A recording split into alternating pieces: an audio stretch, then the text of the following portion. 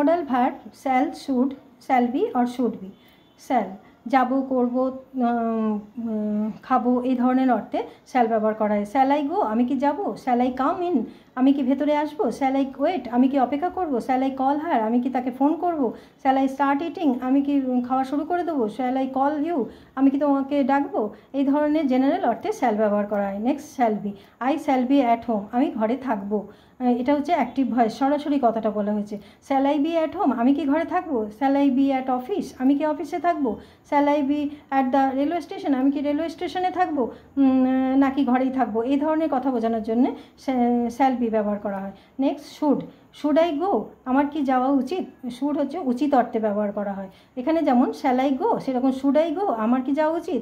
Should I come, আমার কি আসা উচিত? শুড আই ওয়েট, আমার কি অপেক্ষা করা উচিত? শুড আই কল হার, আমার কি তাকে ফোন করা উচিত? শুড আই কল ইউ, আমার কি তোমাকে ডাকা উচিত? নেক্সট শুড বি উচিত অর্থে, I should be at home, আমার ঘরে থাকা উচিত। এখানে যেমন I shall be at home, আমি ঘরে থাকবো, সেরকম I should be at home, আমার ঘরে থাকা উচিত।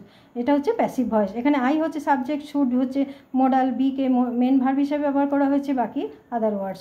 Should I be at home, আমি কি ঘরে থাকবো? দে শুড বি ইনফর্ম, তাদের জানানো উচিত। এখানে দে হচ্ছে সাবজেক্ট, শুড বি হচ্ছে মডাল, ইনফর্মড হচ্ছে ভার্বের থার্ড ফর্ম অর্থাৎ past participle form. Should they be inform, তাদের কি জানানো উচিত? শুড দে বি সেন্ট, তাদের কি পাঠানো উচিত? শুড দে বি হেল্প, তাদের কি হেল্প করা উচিত বা সাহায্য করা উচিত? শুড দে বি ইনভাইটেড, তাদের কি নিমন্ত্রণ করা উচিত? এই ধরনের বাক্যে শুড বি ব্যবহার করা হয়।